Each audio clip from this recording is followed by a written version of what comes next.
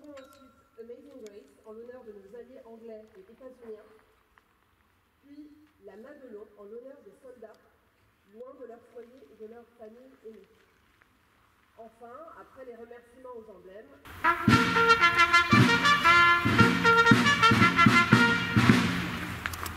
attention pour les couleurs. Envoyez.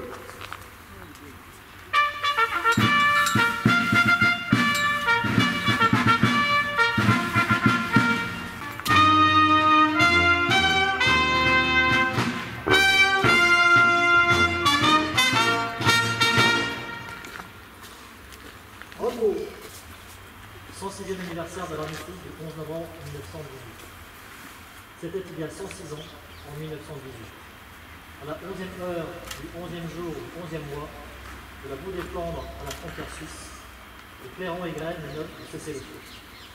Aux fiertés de la victoire se mène le cortège d'ombre des péris en terre, accompagnés de ceux qui le pleurent. Ce sont ces sacrifices que nous commémorons aujourd'hui, auxquels sont agrégés depuis 2012 celui de tous les morts pour la France. Honorer leur mémoire, c'est écouter ce qu'ils nous disent encore aujourd'hui. Ils nous laissent un devoir de gratitude, de lucidité et d'espérance. Le devoir de gratitude, c'est tout simplement se souvenir du sacrifice de ces jeunes hommes, habités des promesses de la vie, qui ont consenti à tout donner pour que la France demeure. Les épreuves qu'ils ont traversées sont inimaginables. Pour nous en imprégner, laissons la parole à un témoin, le général de Castelnau. Leur vie, c'était marcher, marcher encore, marcher quand même à demi-mort de fatigue, trempé jusqu'aux os, transi de froid ou bien épuisé de chaleur et de soif dans l'air embrasé d'une journée torride. Gravir la pente du terrain sous le lourd fardeau du sac, charger baïonnette au canon dans le sifflement des balles, le crépitement des mitrailleuses et le mugissement des obus. Combattre le jour, combattre la nuit, veiller toujours, mourir obscurément dans le sillon d'un labour. Le devoir de lucidité, c'est de ne pas oublier que 21 ans après que les canons se fussent tus, il a fallu reprendre les armes en 1939. La conjonction de la lâcheté et de l'aveuglement a transformé la guerre des nerfs en un missile de 20 ans, pour reprendre les mots du maréchal Foch. À l'heure où la tragédie de la guerre a fait son grand retour en Europe, à l'heure où certaines puissances remettent en cause tous les fondements de l'ordre et du droit international, ceux de 14 et ceux de toutes les guerres, ils murmurent de continuer à défendre la paix. Le devoir d'espérance, c'est de ne jamais douter des ressources de la France pour venir à bout des défis qui se présentent à elle. La guerre change de visage, de génération en génération. Les soldats de France demeurent animés de la même volonté de défendre l'honneur de la patrie. En cette année du 84e anniversaire de la Libération, souvenons-nous des soldats du commando Kiefer qui ont foulé les plages de Normandie le 6 juin 1943. Souvenons-nous des soldats de la première armée de l'Acre qui ont débarqué en Provence, de ceux de la 2e division blindée du général Leclerc, qui depuis le désert, Fouffra, sont remontés jusqu'à Strasbourg pour la libérer et accomplir leur service. Souvenons-nous des héros de la résistance intérieure, mais aussi du calvaire des incorporés de force d'Alsace-Moselle. Souvenons-nous du courage des parachutistes de Dieppe-Delfour, de celui des soldats qui se battent en opération extérieure, et de notamment ceux du Liban, qui défendent la paix depuis 1978. Comment ne pas voir que ces combattants ressemblent comme des frères au poilu de 1914. Au fil de notre histoire, les soldats morts pour la France, ceux tombés pour le salut de la nation ou pour le service de la République nous disent les vérités françaises. Toujours, nos armées sont là pour accomplir la mission. C'est pourquoi, réunis au pied du monument aux morts, élus, anciens combattants de toutes les générations du feu, enfants des écoles, nous ne sommes pas seulement la garde des morts, nous sommes d'abord les sentinelles des vivres. Vive la République, vive la France.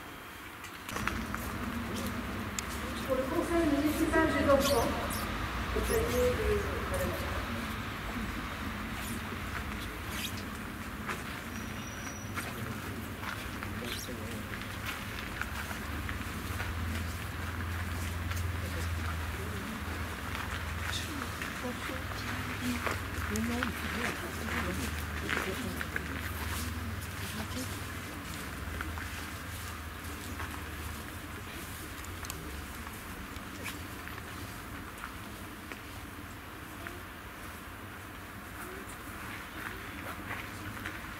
Pour le conseil municipal des jeunes, accompagné de Madame Benson Nakata.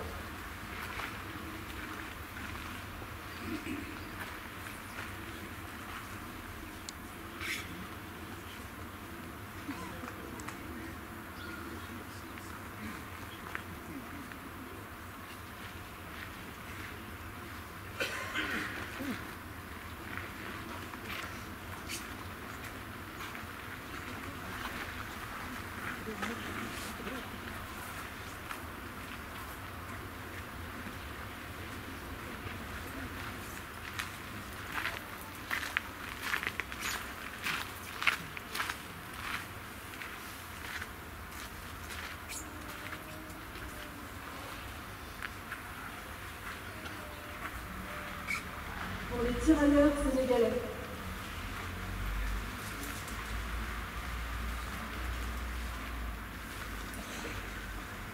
Monsieur Omar, accompagné de Monsieur Catherine.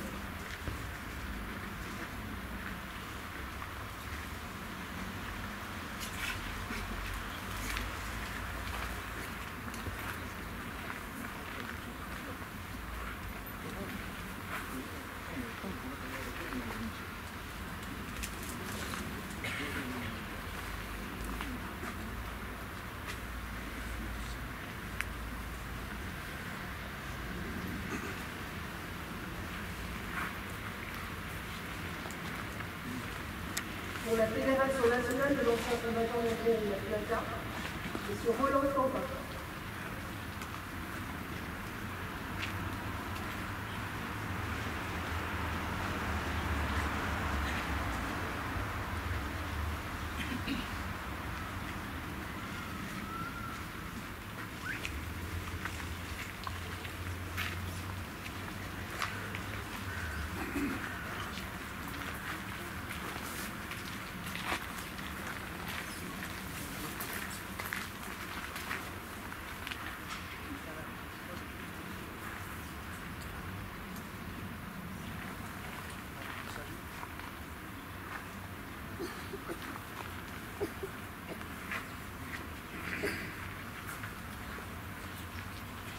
Pour l'Union nationale des anciens combattants, l'UNC, M. Michel Malbos.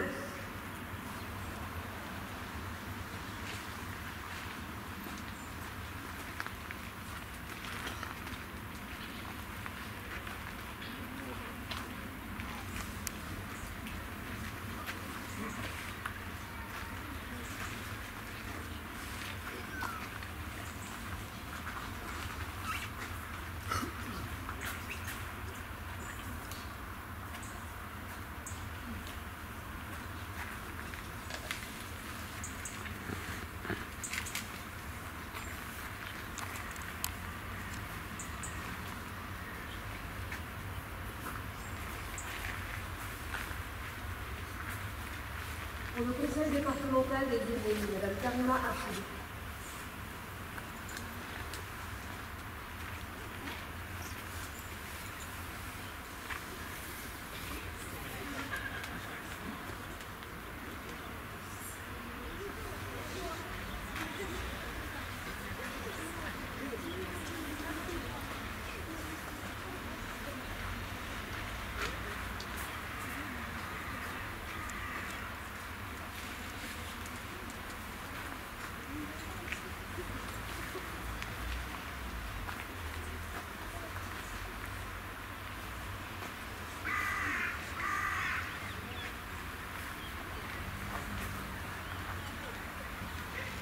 Pour l'Assemblée nationale, Mme Dina Badel.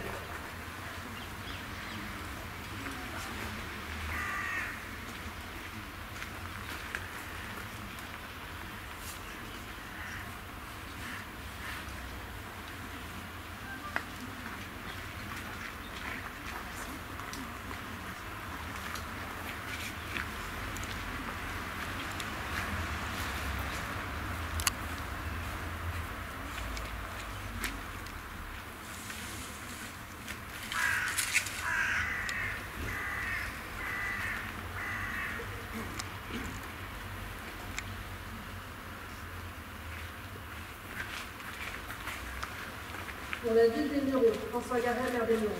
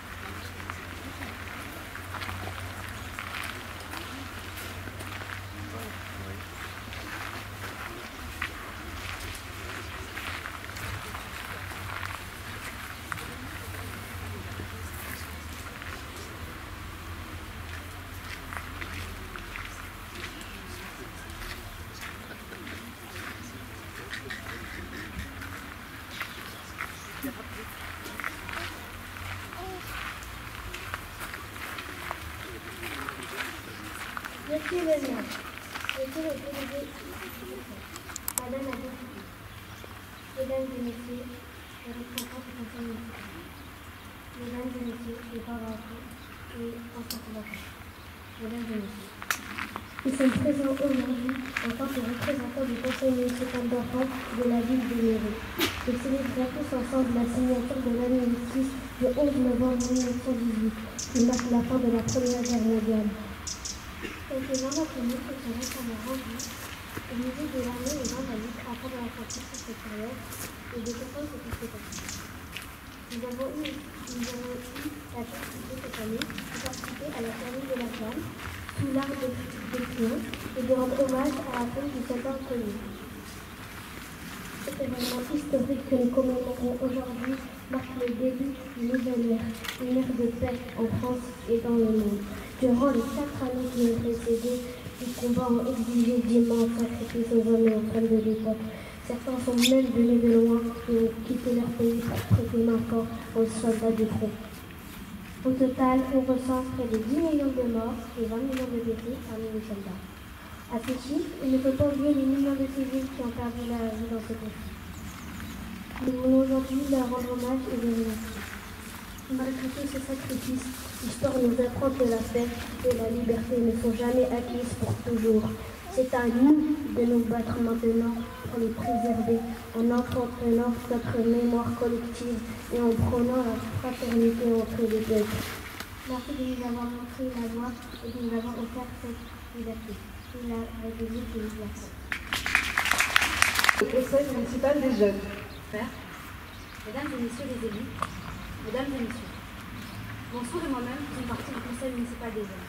Nous sommes honorés de nous tenir devant vous aujourd'hui pour commémorer ensemble en ce jour le 11 novembre 1918, jour de l'armistice, mais également de la victoire et de la paix.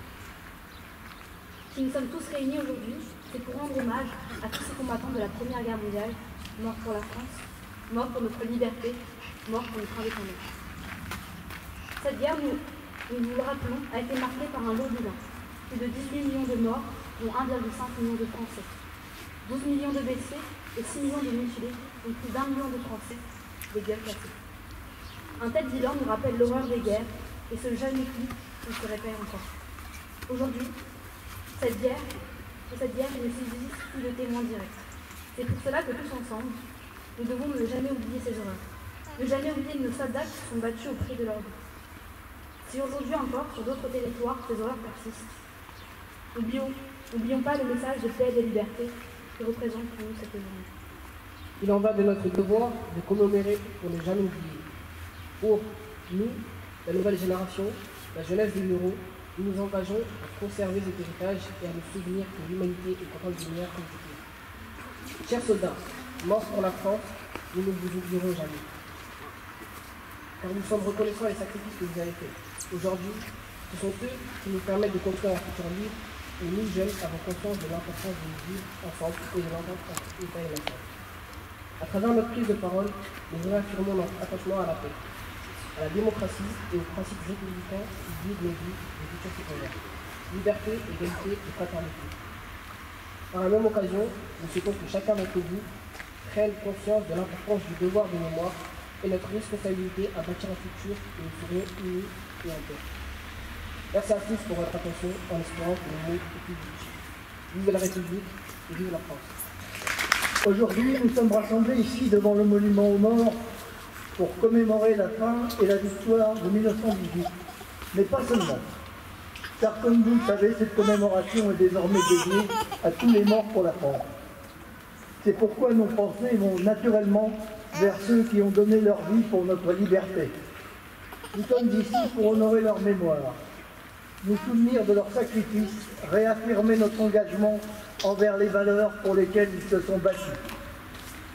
Malheureusement, la guerre des DER n'a pas été la dernière guerre. D'autres conflits ont suivi, d'autres vies ont été sacrifiées. Notre devoir s'étend à tous ces combattants, à tous ces résistants, à tous ces héros connus et inconnus qui ont défendu et continuent de défendre notre liberté. Alors que nous commémorons la fin de la Première Guerre mondiale, nous ne pouvons ignorer que la paix reste un idéal fragile dans de nombreuses parties du monde. Les conflits qui secouent actuellement notre planète nous rappellent douloureusement que la guerre n'appartient pas au livre d'histoire.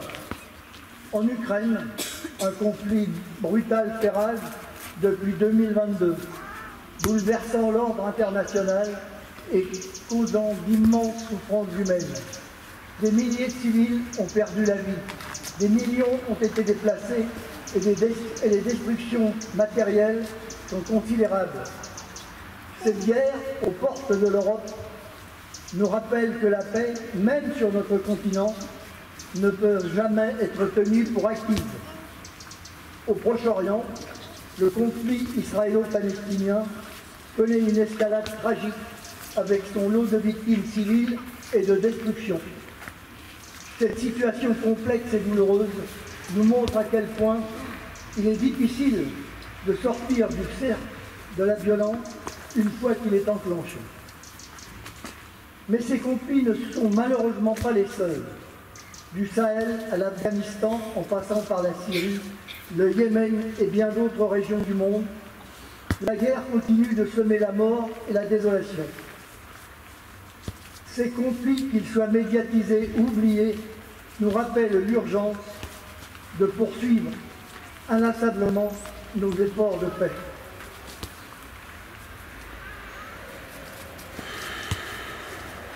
Dans ce contexte troublé, nous tenons à rendre un hommage appuyé à nos soldats. Ces hommes et ces femmes qui aujourd'hui portent l'uniforme de notre pays avec honneur et courage. Qu'ils soient engagés dans les opérations extérieures, en mission de maintien de la paix, ou qui veillent sur notre sécurité sur le territoire national. Ils incarnent les valeurs de dévouement et de sacrifice. J'espère que notre ami mieux qu'un passé que aujourd'hui, nous sommes réunis pour honorer la mémoire des soldats tombés lors de la Première Guerre mondiale. Cet épisode tragique de notre histoire, qui par son ampleur et sa violence, a marqué à jamais les insurrections.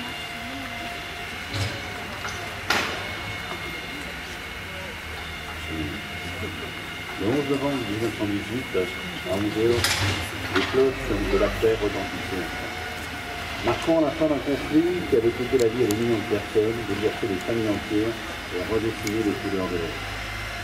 Nous gardons vivante la mémoire de ceux qui ont sacrifié leur jeunesse, leur existence pour la défense de notre nation, pour la liberté de notre peuple. Ce devoir de mémoire est essentiel, car il nous rappelle que la paix est précieuse et qu'elle doit être préservée chaque jour par nos gens. Ces sacrifices, chers amis, n'ont pas été vains. Ils ont permis à la France de rester au qu'elle est, le berceau des valeurs universelles que nous devons protéger et transmettre aux générations futures. En ce jour d'armistice, je veux aussi parler du monde d'aujourd'hui. Nous constatons depuis des années un mouvement profond au sein des pays, de tous les pays, de tous les pays. Les États non démocratiques sont pour la plupart toujours non démocratiques. C'est un constat, une défaite. Et les démocraties, qui pour beaucoup ont été les puissants modèles, sont aujourd'hui menacées. Nous assistons ça et là au retour d'hommes forts parmi les grands de ce monde. Ces hommes que j'appelle les hommes forts sont sans conteste des leaders, soit élus démocratiquement pour la plupart, et éventuellement par un système faux. Et ces figures charismatiques qui pour certaines exploitent la peur et l'incertitude pour asseoir leur pouvoir, restreignent la liberté et saper les fondements de la démocratie, racontent beaucoup sur notre peuple. repli sur soi, refus de la vie en communauté, recherche de coupables à accuser les bons du monde. Comment ne pas faire le parallèle avec les années 30? Ce que l'expérience et l'histoire nous apprennent, c'est que les peuples et les gouvernements n'ont jamais rien appris de l'histoire, ni agi d'après les leçons qu'on aurait pu tirer, disait Hegel, éditant ses paroles. Face à cela, accusons la passivité. Et il faut le dire, il existe des solutions aux maux de notre époque. Elles résident pour nous à travers la voie que nous offre l'Europe. Nous devons porter une voie européenne forte, fédéraliste et fédératrice. Et dans ce but que nos pères l'ont constitué, l'Europe fera dépasser nos égoïsmes nationaux pour faire mieux. Être européen, ce n'est pas l'abandon de spécificités nationales, ni celle de la disparition de nos États, mais l'espace qui nous permettra demain d'exister pour nous-mêmes et pour nous tous. Bien évidemment, à travers cette Europe, souvent on a fait l'Europe de la monnaie. On a pensé éventuellement à certaines Europe de l'économie, mais il est évident qu'aujourd'hui nous devons penser à l'Europe de la défense, à l'Europe aussi d'un système économique, à l'Europe sociale. Être patriote, c'est être européen, car indépendant. Ne nous trompons pas. Les chauvinistes nationaux, les égoïstes nationaux sont ceux qui nous guideront dans 20 ans vers la dépendance de puissances étrangères si nous ne réveillons pas par rapport à ce qu'est une fédération de pays. Bien évidemment, d'autres pays ne sont pas des fédérations. Je ne vous citerai pas un pays qui est une fédération d'États, d'autres pays qui ont été aussi des fédérations d'États plus à l'est de chez nous. Dans d'autres pays, les grands pays, souvent, bien évidemment, nous sommes 300 millions d'habitants, 60 millions en France, et regardez bien tous ces grands pays, tels qu'ils sont organisés différemment. Et aussi, nous devons aussi réfléchir à ce que sont les continents. Et à un moment donné, il ne faut pas non plus se voiler la face. Il y a des continents, et notamment le continent africain. Il faut qu'on ait une réflexion de quelles sont nos relations avec ce continent. En relation avec ce continent, très longtemps, on n'a pas développé éventuellement l'industrie, on n'a pas développé tout un tas d'éléments qui auraient été économiquement importants. Et il est vrai aussi qu'à un moment donné, on a su récupérer tout ce qui était les grands produits, c'est vrai, le tabac, le cobalt, etc., et tout un tas de choses, mais à contrario, on n'a pas essayé de développer quoi que ce soit, sauf dans les 30 dernières années. Dans ce contexte, la France doit continuer à être le phare que nos voisins voient en elle. Nous avons le devoir d'incarner ces principes avec fierté et constance, car nos républiques même ont le doute, et les incertitudes de l'époque actuelle restent un modèle.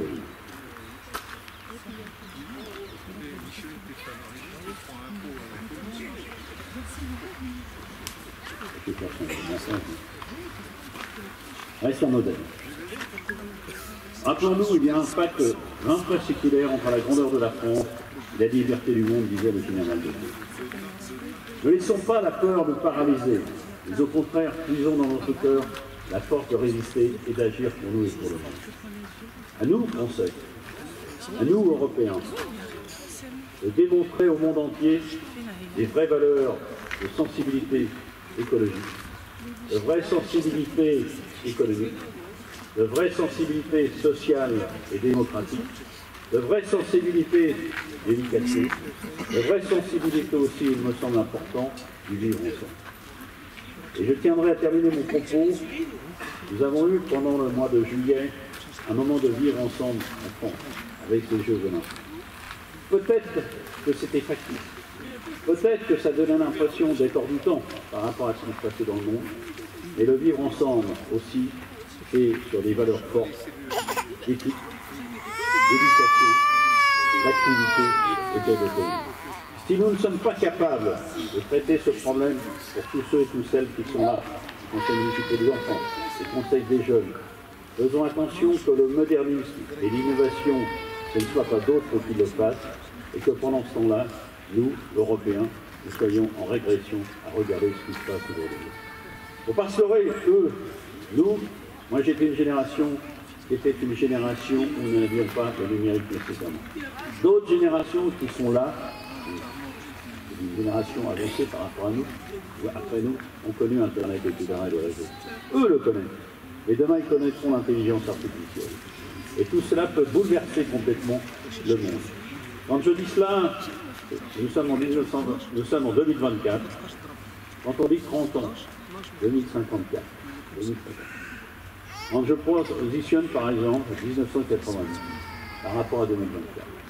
Regardez bien, mais tous, eux ils n'étaient pas nés, regardez éventuellement ce que cela a changé, et comment notre vie a changé dans tous les domaines.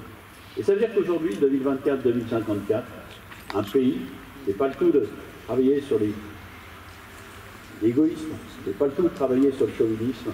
À un moment donné, un grand continent et une Europe doivent être forts par rapport à ça. Parce que regardez bien, là où il y a une élection cette semaine, regardez bien qui est à côté de celui qui est devenu président.